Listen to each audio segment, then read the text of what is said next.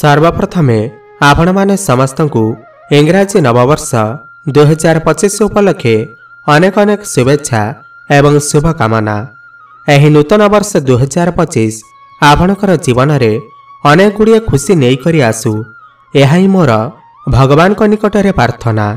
आपणकर जदि कुंभ राशि हुई थाए तेबे भिडियोटी को थरे मात्र शेष पर्यंत निश्चय देखंतु। आज रे भिडियोटी कुंभ राशि व्यक्तिविशेष मानक पाई बहुत ही खास एवं गुरुत्वपूर्ण रही अछि। आज भिडियो रे आमे जानिबा एही नूतन वर्ष 2025 रे कुंभ राशि व्यक्तिविशेष मानकर जीवन रे केउं 10 गोटी बड़ घटना मान घटिबाकू जाउअछि, जहा एमानकर जीवन रे एही 2025 रे घटिकी ही रहिबा। काहेकिना एही 2025 रे 4 गोटी मुख्य बड़ ग्रह राशि परिवर्तन करने जाउछंती। बृहस्पति, राहु एवं केतु एवं शनिदेवंकर राशि परिवर्तन हेबा। एहा आपणकर जीवन उपरे कौन सब प्रभाव पकेइबा एवं आपणकर जीवन रे केउं 10 गोटी बड़ घटना मान घटिबाकू जाउअछि, आसंतु जानिबा।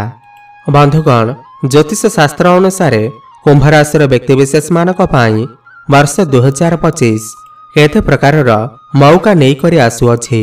वर्ष 2025 रे देवगुरु बृहस्पति एवं शनिदेवंकर गोचर रे कुंभ राशि व्यक्तिविशेष मानक पाई अपार सफलता मिलिबा पाई जाउअछि। खास करी मई 2025 रे देवगुरु बृहस्पतिंकर गोचर हेबा परे आपणकर भाग्य चमकिबाकू लागिबा। जानुआरी 2025 रु नहीं करी मार्च 2025 मध्यरे आपण जो भी कार्य रे बहुत अधिक चेष्टा जारी रखिथिले सही कार्य रे आपणकू सफलता मिली पारे। बड़ ग्रह मानकर गोचर आपणको बहुत अधिक फायदा देबा।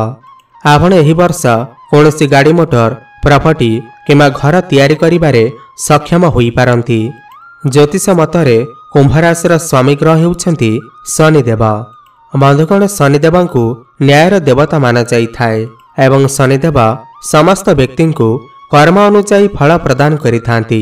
कुंभ राशि जात व्यक्तिविशेष मानक पाई भगवान शिव एवं प्रभु हनुमान इष्ट देवता बोली माना जाइथाए।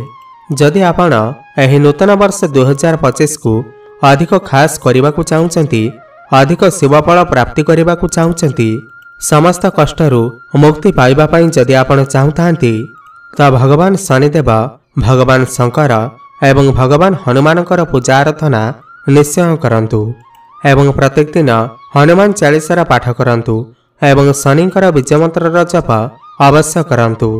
बंधुगण, एही नुआ वर्ष 2025 रे आपनको अनेक गुड़िए शुभफल प्राप्ति हेबा। तेबे आसंतु जानिबा एही 2025 रे केउं 10 गोटी बड़ घटना मान आपणकर जीवन रे घटिबाकू जाउअछि, जहा आपणकर जीवन रे हेइकी ही रहिबा। एहा पूर्वरु जदि आपणकर भी कुंभ राशि होई थाए एवं आपण भी ईश्वर को सच्चा हृदय भक्ति करुथांती, विश्वास करुथांती, तेबे एही भिडियोटी को लाइक करी कमेंट बॉक्स रे जय शनिदेव, जय हनुमान अवश्य लिखि दियंतु। नंबर 1, कुंभ राशि वार्षिक राशिफल 2025 अनुसार एही वर्ष आपण मानक पाई आर्थिक लाभ नहीं करी आसीबा। वर्ष 2025 आरंभ ही आपणक पाई बहुत ही अधिक सुंदर समय रहिबा। एही समय अवधि रे भाग्य आपणकर पूर्ण मात्रा रे साथ देबा। आपणको समस्त क्षेत्ररू लाभ मिली पारे। चारिदिगरे आपणको लाभ ही लाभ प्राप्ति हेबा। आपण आपणकर व्यापार वाणिज्य रे मन मुताबक परिणाम मध्य पाई परिबे। परिश्रम करिबा द्वारा कार्यर सफलता अवश्य प्राप्ति हेबा। एही वर्ष आपण आपणकर कोनोसी गोटे मित्रंक सहित मिसी नुआ व्यापार वाणिज्यर आरंभ करि पारंती। एही समय रे आपणकर डेली इनकम वृद्धि होई पारे। आपणकर फाइनेंशियल ग्रोथ होई पारे, बैंक बैलेंस बढ़ी पारे। नंबर 2, आपणकर चाकरी एवं पैसा क्षेत्र रे एही नूतन वर्ष 2025 अत्यंत ही शुभ रहिबा। आपणकर आमदानी रे उन्नति हेबा। व्यापारी मानक पाई एही वर्षटी बहुत ही भल रहिबा। आपणकर व्यापार को बढ़ाइबा पाई आपणको केते प्रकारर अवसर मध्य प्राप्ति हेबा। समस्त कार्य रे आपणकर पिता किमा आपणकर ऊपर ऑफिसर किमा आपणकर कोनोसी भी व्यक्ति आपणको सहायता किमा सपोर्ट करि पारंती। आपणक भितरे आत्मविश्वास भरी रहिबो। आपण प्रत्येकटी कार्य को शीघ्र शेष करबा पई लागि रहिबे। आपणक द्वारा अन्य लोकमानक भी आर्थिक लाभ मिली पारे। नंबर 3 कुंभ राशि महिला माने वर्ष 2025 रे गोटे थर आपण जो कथाटी को कहि देई थांती तो सही काम को आपण करिकी देखैबा पई भी विश्वास रखि थांती। होटल, फूड सेंटर किंबा कॉस्मेटिक दुकान रे आपण बहुत अधिक भल प्रदर्शन करि परिबे। एहि वर्ष आपणकर आयर स्रोत बढ़िबो आ आपणकू आउ काहा ऊपर निर्भर करने को आवश्यक पड़िबो नाही। वर्षर मध्य भागरे किछि नुआ चैलेंज नहीं करि आसी पारे। काहारी को भरोसा करिबा भल, किंतु काहारी को अंध भली आखि बंद करी भरोसा करिबा आपणक पई क्षतिकारक होई पारे। नंबर 4 वर्ष 2025 रे आपणकर खर्चर वृद्धि पाइबो, किंतु आपण नियमित रूप से धन उपार्जन करि परिबे। आपण आपणकर जीवन साथींकर सहयोग रे भल धन कमाई परिबे। आपण आपणकर जीवन रे समय को चिन्हिबा को चेष्टा करंतु। अधिक लोभ करिबा ठारू वंचित रुहंतु।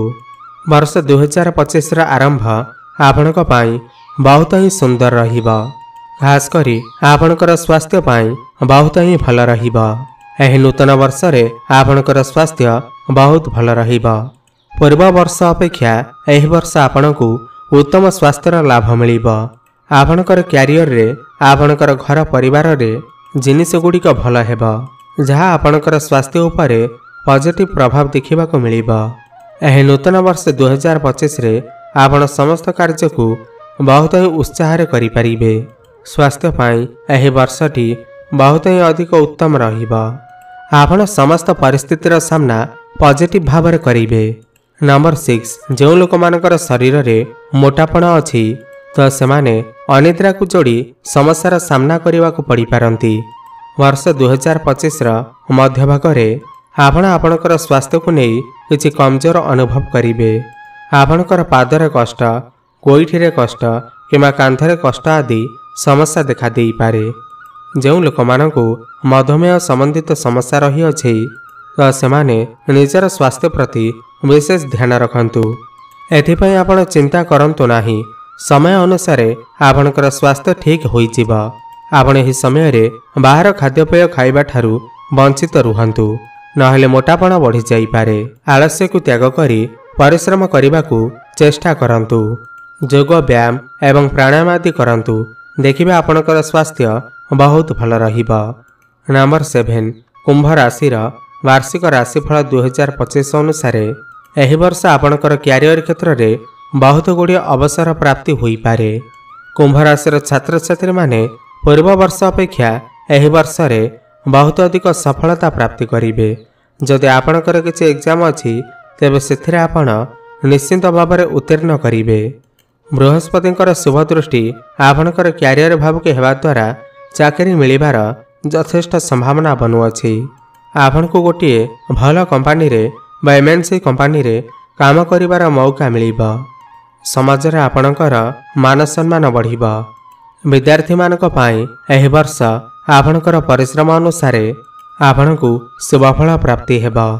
मई मास 2025 एही पाखापाखी चाकरी मिलिबार बहुत अधिक संभावना रहुअछि।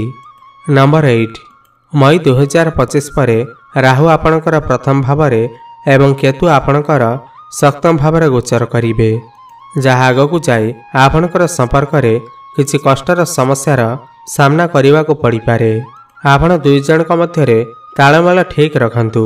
एही वर्ष आपण कोनोसी भी बाहर लोकंकु आपणकर संपर्क भितर आसीबा को दियंतु नाही, नहेले समस्या रे पड़ी पारंती। एही वर्ष रे आपणकर मांक सहित आपणकर संपर्क बहुत ही भल रहिबा। पितांक स्वास्थ्य रे मध्य परिवर्तन आसीबा, सुधार आसीबा। पितांक सहित आपणकर संपर्क बहुत भल रहिबा। एही वर्ष रे आपण कोनोसी गुप्त ज्ञानर अध्ययन करि पारंती। रिसर्च क्षेत्र रे आपण को बहुत अधिक सफलता प्राप्ति हेबा। विदेश यात्रार सुख आपण को प्राप्ति हेबा। विदेश रे रही काम कार्य करुवा लोक माननकु बहुत अधिक सफलता प्राप्ति हेबा। इम्पोर्ट एक्सपोर्ट काम रे आपण को सफलता प्राप्ति हेबा। कोनोसी एमएनसी कंपनी रे जॉब ऑफर आसी पारे, ସେଥିପାଇଁ ଆପଣ ଚେଷ୍ଟା ଜାରି ରଖନ୍ତୁ। ନମ୍ବର 9, ଏହି ନୂଆ ବର୍ଷଟି ଆପଣଙ୍କର ଦାମ୍ପତ୍ୟ ଜୀବନ ପାଇଁ ସବୁଠାରୁ ଅଧିକ ଭଲ ରହିବ। ଆପଣଙ୍କର ଗୃହ ପରିବାରରେ କୌଣସି ନୂଆ ସଦସ୍ୟ ଆସିପାରନ୍ତି। ଯେଉଁ ବ୍ୟକ୍ତିବିଶେଷମାନେ ସନ୍ତାନର କାମନା ରଖିଥିଲେ ସନ୍ତାନ ହେଉନଥିଲା, ଏହି ବର୍ଷ ନିଶ୍ଚିନ୍ତ ଭାବରେ ସନ୍ତାନ ସୁଖ ମଧ୍ୟ ପ୍ରାପ୍ତି ହୋଇପାରେ। ଖାସ୍ କରି ମଇ 2025 ପରେ ଆପଣଙ୍କୁ ସନ୍ତାନ ସୁଖ ମଧ୍ୟ ପ୍ରାପ୍ତି ହୋଇପାରେ। ମଇ 2025 ପରେ ପ୍ରେମ ଜୀବନରେ ମଧ୍ୟ ଶୁଭ ସମୟର ଆରମ୍ଭ ହୋଇଯିବ। ଆପଣ ଦୁଇ ଜଣଙ୍କ ମଧ୍ୟରେ ଭଲ ପାଇବା ବଢ଼ିବ। ଆପଣଙ୍କର ଭଲ ପାଇବା ବିବାହର ରୂପ ମଧ୍ୟ ନେଇପାରେ। ପାରିବାରିକ ସୁଖ ଆପଣଙ୍କୁ ପ୍ରାପ୍ତି ହେବ। ଯେଉଁମାନଙ୍କର ବିବାହ ହୋଇପାରୁନଥିଲା, ବିବାହ ବୟସ ହୋଇଯାଇଥିଲେ, ଏହି ବର୍ଷ ନିଶ୍ଚିନ୍ତ ଭାବରେ ବିବାହ ହେବାର ମଧ୍ୟ ସମ୍ଭାବନା ବନୁଅଛି। ଆପଣଙ୍କର ଗୃହକୁ ବିବାହ ପ୍ରସ୍ତାବମାନ ଆସିପାରେ। ଯେଉଁ ବ୍ୟକ୍ତିବିଶେଷମାନେ ସିଙ୍ଗିଲ ଅଛନ୍ତି, ଏକୁଟିଆ ଅଛନ୍ତି, ତ ସେମାନଙ୍କୁ ଏହି ବର୍ଷରେ ନୂତନ ପାର୍ଟନର ମଧ୍ୟ ମିଳିପାରନ୍ତି। କାହା ସହିତ ଆପଣଙ୍କର ପ୍ରେମ ସମ୍ପର୍କ ହୋଇପାରେ। ନମ୍ବର 10, ଆପଣଙ୍କର ଜୀବନରେ କୌଣସି ବି ମହତ୍ୱପୂର୍ଣ୍ଣ ସମୟରେ ଯେଉଁଠାରେ ଆପଣଙ୍କୁ ଗୋଟିଏ କଠିନ ନିର୍ଣ୍ଣୟ ନେବାର ଆବଶ୍ୟକତା ରହିଛି, ଆପଣଙ୍କ ପାଖାପାଖି ଲୋକଙ୍କ ସହିତ କିମ୍ବା ବୟୋଜ୍ୟେଷ୍ଠ ଲୋକଙ୍କ ସହିତ ଫାଷ୍ଟ କଥାବାର୍ତ୍ତା ହୁଅନ୍ତୁ ଏବଂ ତାପରେ ଯାଇ ସେହି କଠିନ ନିର୍ଣ୍ଣୟକୁ ନିଅନ୍ତୁ। ସଫଳତା ଅବଶ୍ୟ ପ୍ରାପ୍ତି ହେବ। ଏହି ବର୍ଷରେ ସେୟାର ମାର୍କେଟ, ଷ୍ଟକ୍ ମାର୍କେଟ ଏବଂ ଟ୍ରେଡିଂ କରୁଥିବା ଲୋକମାନଙ୍କୁ ବହୁତ ଅଧିକ ସଫଳତା ପ୍ରାପ୍ତି ହେବ। ଅନଲାଇନ୍ କ୍ଷେତ୍ରରେ ଏବଂ ଡିଜିଟାଲ କ୍ଷେତ୍ରରେ ଆପଣଙ୍କୁ ବହୁତ ଅଧିକ ସଫଳତା ପ୍ରାପ୍ତି ହେବ।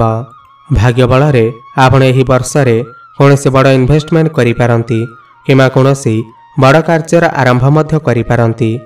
ଭାଗ୍ୟ ଆପଣଙ୍କୁ ପୂର୍ଣ୍ଣ ମାତ୍ରାରେ ସାଥ ଦେବ। ଆପଣଙ୍କର ଗୃହରେ ଶୁଭ ମାଙ୍ଗଳିକ କାର୍ଯ୍ୟର ଆୟୋଜନ ମଧ୍ୟ ହୋଇପାରେ। ତେବେ ବନ୍ଧୁଗଣ, ଏହା ଥିଲା ସେହି 10 ଗୋଟି ବଡ଼ ଭବିଷ୍ୟବାଣୀ ଯାହା ଆପଣଙ୍କର ଜୀବନରେ ଏହି ନୂତନ ବର୍ଷ 2025ରେ ଘଟିକି ହିଁ ରହିବ। ଅଧିକ ଶୁଭଫଳ ପ୍ରାପ୍ତି କରିବା ପାଇଁ ଏବଂ ସମସ୍ତ ଅଶୁଭ ଫଳକୁ ଖଣ୍ଡନ କରିବା ପାଇଁ ଆପଣ ପ୍ରତ୍ୟେକ ଦିନ ହନୁମାନ ଚାଳିଶାର ପାଠ କରନ୍ତୁ, ପ୍ରଭୁ ହନୁମାନଙ୍କର ଆରାଧନା କରନ୍ତୁ ଏବଂ ପ୍ରତ୍ୟେକ ଶନିବାର ଦିନ ଶନିଙ୍କ ମନ୍ଦିରକୁ ଯାଇ ସୋରିଷ ତେଲର ଦୀପଟିଏ ଅବଶ୍ୟ ଜଳାନ୍ତୁ ଏବଂ ପ୍ରତ୍ୟେକ ଦିନ କୁଆ ଏବଂ ପାରାଙ୍କୁ କିଛି ଖାଇବାକୁ ଦିଅନ୍ତୁ। ଶୁଭଫଳ ପ୍ରାପ୍ତି ହେବ। ଧନ୍ୟବାଦ।